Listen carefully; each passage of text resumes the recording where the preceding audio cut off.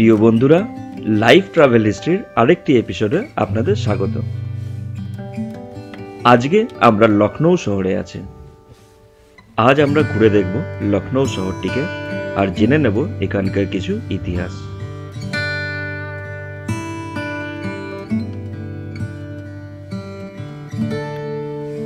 আর সাথে থাকবে লখনৌয়ের খাওয়া দাওয়া আর এখানকার চিকেন কারি। আপনারা যারা আগের এপিসোডগুলো দেখেননি তাদের জন্য উপরে আই বাটনে লিংক দেওয়া থাকলো। তাহলে চলুন শুরু করা যাক।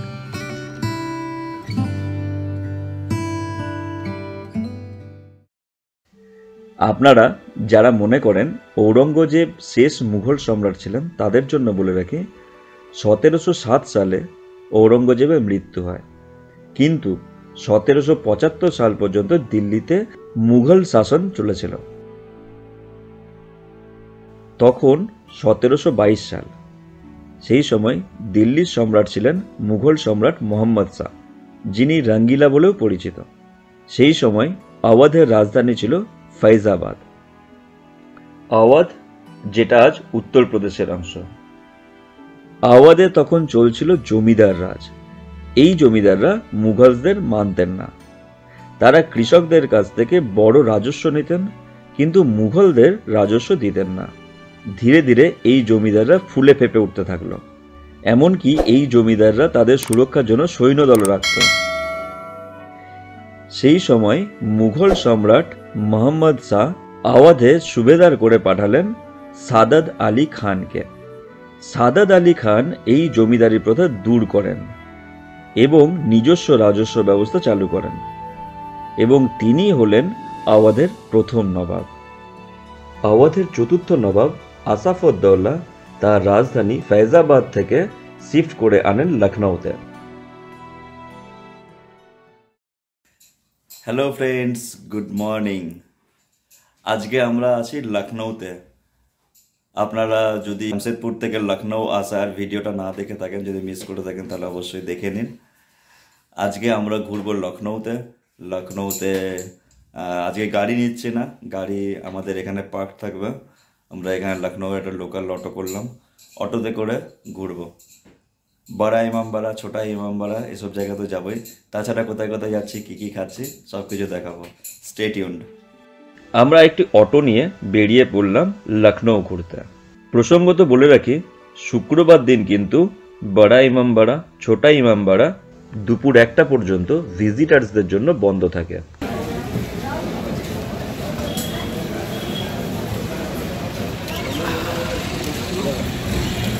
এখন আমরা দাঁড়িয়ে আছি শর্মাজি চায়ওয়ালার এখানে। চাটা দারুণ, এত বড় কাপে করে, কুলারে করে চা। আর এটার দাম কত বলুন তো? মাত্র 30 টাকা। পরিমাণের হিসেবে কিন্তু অনেকটা। আর চাটা খুব সুন্দর। আপনারা এলে এরকম কুলারে চা খাবেন, এটার টেস্টটা অনবদ্য। এটা 1950-এ স্থাপিত। আর এখানে খুব ফেমাস হচ্ছে এই মস্কা চায় আর সামোসা আর বান মস্কা। এখন আমরা এসেছি ব্রিটিশ রেসিডেন্সিতে। এখানে টিকিট 25 টাকা করে পার পারসন, আর ফরেনার্সদের জন্য 300 টাকা করে। আমার আর অনিন্দ টিকিট লেগেছে 25 টাকা করে, মেয়ের কোনো টিকিট লাগেনি। আমরা প্রথমে এলাম ব্রিটিশ রেসিডেন্সি। চলুন তাহলে ব্রিটিশ রেসিডেন্সির ইতিহাসটা জেনে নেওয়া যায়। 1757 সালে পলাশির যুদ্ধের পর বাংলার নবাব হলেন মির্জাফর। 1760 সালে মির্জাফরকে সরিয়ে মীর কাসিম হলেন বাংলার নবাব। এবার চলে আসি 1764 সালে। ব্রিটিশ ইস্ট ইন্ডিয়া কোম্পানির বিরুদ্ধে শুরু হয় বক্সারের যুদ্ধ। এতে অংশ নিয়েছিল তৎকালীন মুঘল সম্রাট দ্বিতীয় শাহ আলম, বাংলার নবাব মীর কাসিম, আওয়াধের নবাব সুজাউদ্দৌলা এবং বেনারসের রাজা বলবন্ত সিং। এই যুদ্ধে জয়ী হয় ব্রিটিশরা। 1765 সালে ব্রিটিশ এবং পরাজিত রাজাদের মধ্যে একটি ট্রিটি সাইন হয়। এই ট্রিটিটি ট্রিটি অফ এলাহাবাদ নামে পরিচিত। এই ট্রিটিতে বলা হয় ব্রিটিশরা এখন থেকে ভারতীয়দের ইকোনমিক এবং পলিটিক্যাল পাওয়ারের অংশীদার হবে। আর এই ট্রিটি অনুযায়ী ভারতের বিভিন্ন প্রান্তে ব্রিটিশদের থাকার জন্য ব্যবস্থা করা হবে। এই ট্রিটির শর্ত অনুযায়ী 1780 সালে নবাব আসাফউদ্দৌলা লখনৌ শহরে ব্রিটিশদের থাকার জন্য শুরু করেন ব্রিটিশ রেসিডেন্সি। 1857 সালে সিপাহী বিদ্রোহের সময় ভারতীয় সিপাহীরা এই ব্রিটিশ রেসিডেন্সিকে ঘিরে বিদ্রোহ শুরু করেন। 1857 সালের সেই বিদ্রোহের গুলি এবং তোপের দাগ আজও পর্যন্ত ব্রিটিশ রেসিডেন্সির গায়ে দেখতে পাবেন। এটি ভারতীয়দের ব্রিটিশদের বিপক্ষে প্রথম স্বাধীনতা যুদ্ধ হিসেবে পরিচিত। এই রেসিডেন্সিতে প্রায় 2000 ব্রিটিশ সৈনিক মারা যান। এখানকার মিউজিয়ামে সেই সময়কার ইতিহাস সংরক্ষিত করা আছে।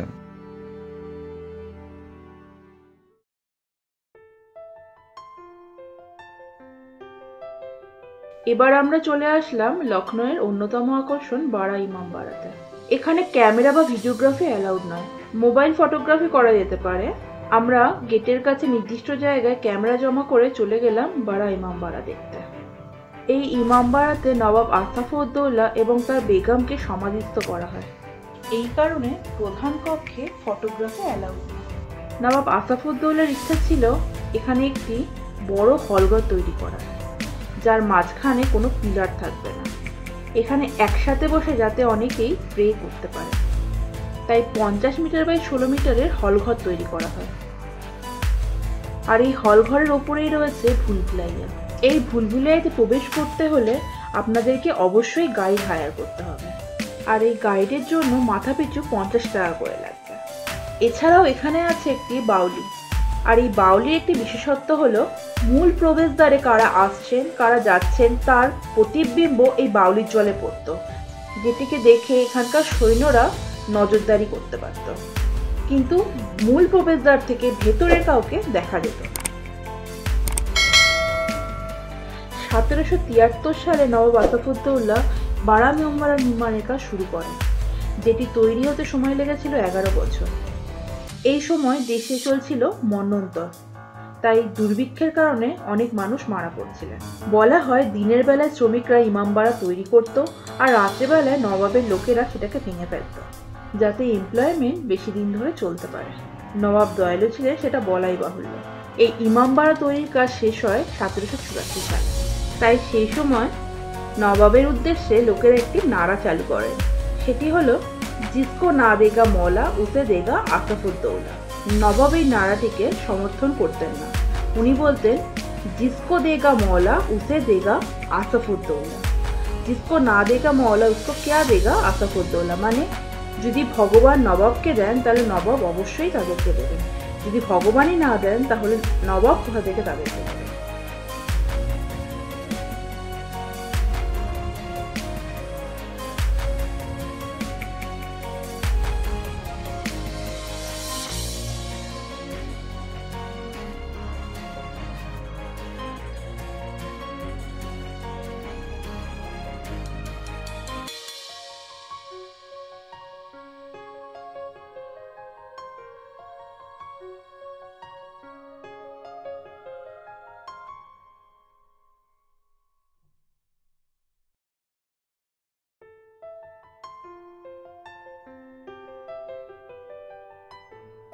আজকের আমাদের পরের গন্তব্য ছোটা ইমামবাড়া। 1838 সালে আওয়াধের নবাব মোহাম্মদ আলী শাহ এটি নির্মাণ করেন। এই ইমামবাড়াতে মাঝখানে রয়েছে একটি ক্যানেল, আর তার দুপাশে রয়েছে শ্বেত শুভ্র তাজমহলের আদলে নির্মিত নবাব মোহাম্মদ আলী শাহ এবং তার কন্যা আসিয়া বেগমের সমাধি।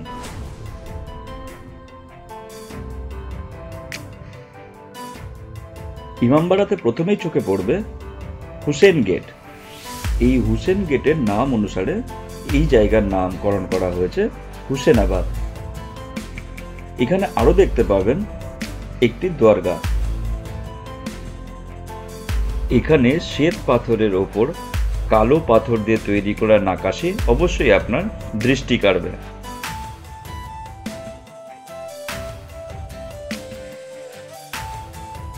বাড়া ইমামবাড়ার মতো ঐতিহাসিক প্রসিদ্ধ না থাকলেও এটি কিন্তু স্থাপত্য এবং ভাস্কর্যের জন্য একটি আকর্ষণ।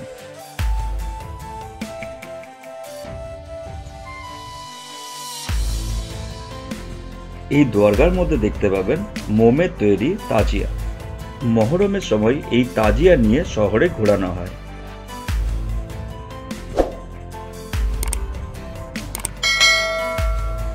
এছাড়াও দেখতে পাবেন ছোট বড় মাপের অনেক তাজিয়া।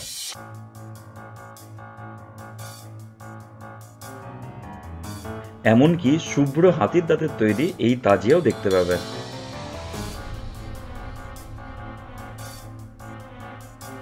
এখানে মাঝখানে রয়েছে রূপোর তৈরি একটি সিংহাসন, যেখানে বসে মৌলবীরা উপদেশ দিতেন। এখানে আরো দেখতে পাবেন শ্বেত পাথরের তৈরি একটি মসজিদ। চলুন এবার আপনাদের নিয়ে যায় নবাবী হামামে। ছোটা ইমামবাড়াতে ঢুকতে হলে মহিলাদের মাথায় কালো কাপড় পরে ঢোকার প্রথা রয়েছে। এইখানে গেটের সামনেই পেয়ে যাবেন কালো কাপড়। নবাবরা মসজিদে যাওয়ার আগে এই হামামে স্নান করে নিজেকে পবিত্র করতেন। এখানে স্নান করার জন্য বিভিন্ন রকম বন্দোবস্ত রয়েছে। এইরকম 3টি চৌবাচ্চা রয়েছে, যার একটিতে ঠান্ডা জল, অন্যটিতে গরম জল এবং আরেকটিতে গোলাপ জলের ব্যবস্থা করা হতো। হুসেন গেটে ঢুকলেই দেখতে পাবেন একটি পরী লোহার শিকল নিয়ে দাঁড়িয়ে আছে। এটি দিয়ে সেই সময় 8 দিনের জন্য ব্যবস্থা করা হয়েছিল।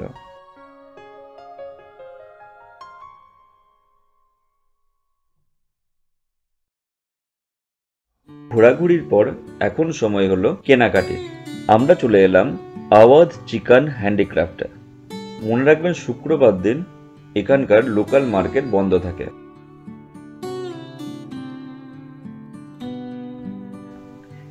লখনৌর অন্যান্য কিছুর মতোই এখানকার চিকন কারি অন্যতম। তাই আমরা দেরি না করে চটপট চলে এলাম চিকন কারির কিছু সম্ভার দেখতে।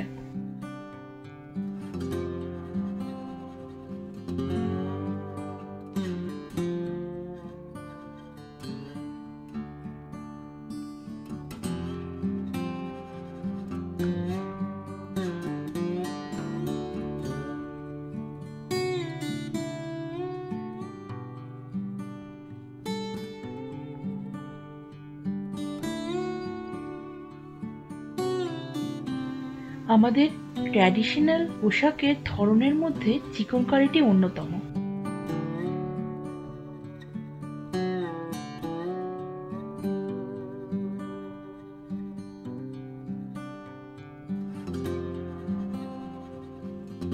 তাই আপনারা যদি লখনৌ আসেন তাহলে অবশ্যই একবার ভিজিট করবেন চিকন কারির শপগুলিতে।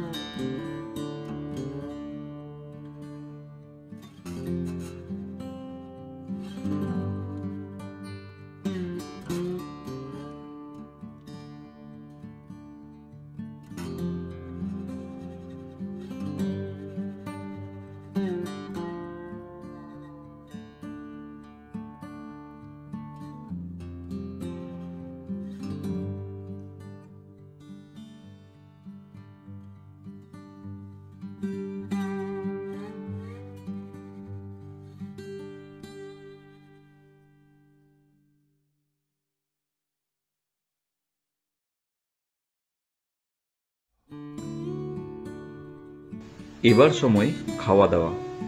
আমরা চলে এলাম লখনৌয়ের ফেমাস মুঘল দস্তরখানে।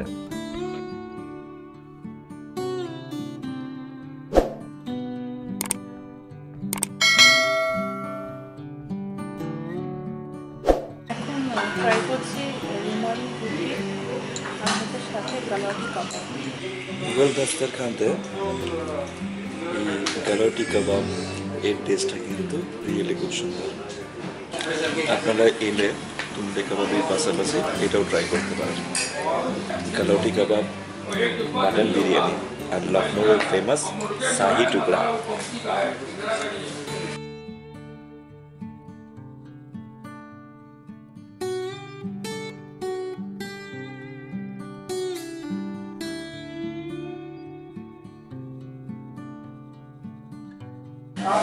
আপনারা তো সবাই জানেন যে শাহি টুকরা ব্রেড দিয়ে তৈরি করা, কিন্তু ব্রেড আর ঘিয়ের কম্বিনেশনের উপরে রাবড়ির যে কম্বিনেশনটা অসাধারণ।